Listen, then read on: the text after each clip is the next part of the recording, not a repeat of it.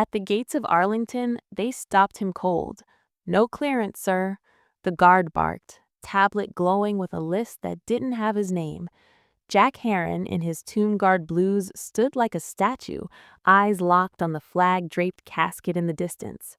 To the MPs, he was just a guy in a costume, some washed-up vet chasing old glory. But they didn't know, couldn't know, that 14 years ago, in the fire and dust of Fallujah, this man had carried a general out of hell itself. And as the drums began to roll, the one man who did know, a four-star legend with a debt etched in blood, was already on his way to set things right. Before we dive into this story, where are you watching from? Let us know in the comments. And if you believe that values like honor, courage, and sacrifice still matter, join us in keeping their legacy alive. The alarm buzzed at 4:30 a.m., sharp as a rifle crack, pulling Jack Heron out of a dream that still smelled like dessert dust and diesel. He swung his legs over the side of the bed in his cramped apartment above the auto shop in Fairfax, Virginia. The kind of place where the walls were thin enough to hear the neighbor's TV murmuring through the night. 48 years old, built like a retired linebacker who'd traded tackles for torque wrenches, Jack rubbed the stubble on his jaw and stared at the faded photo on the nightstand. It was him, 20 years younger, in the crisp blues of the old guard, standing sentinel at Arlington, the tomb of the unknowns. 21 steps, reverse arms, the eternal vigil. That badge still hung on the wall like a ghost, gleaming under the single bulb he'd flicked on. Coffee first, black, strong enough to strip paint, poured from a pot that had seen better days. As the steam rose, Jack's eyes drifted to the envelope on the kitchen cable. It had arrived 3 weeks back. No frills, just a plain white thing from the Thornton family. Not an invitation to the general's funeral, just the facts. Date, time, Arlington National Cemetery.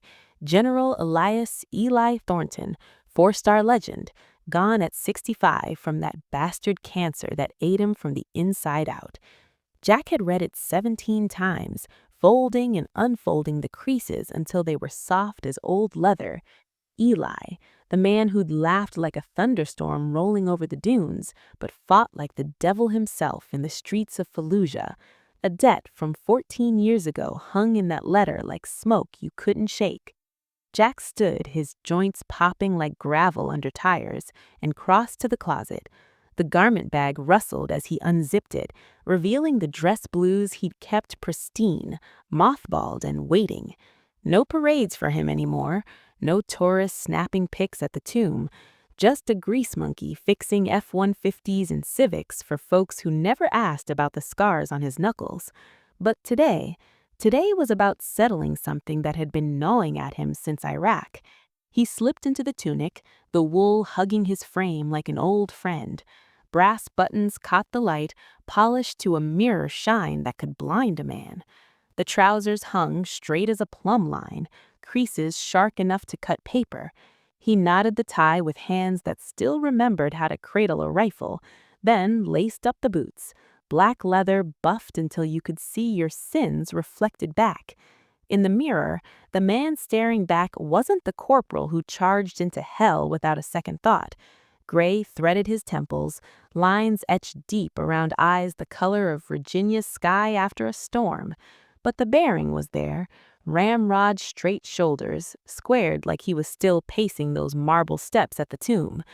"Ain't no one gonna notice a gearhead in these threads," he muttered to his reflection, a half-smile tugging at his lip. "Yeah, right." He grabbed his cover, the stiff campaign hat, and headed out, locking the door behind him with a click that echoed too loud in the pre-dawn quiet.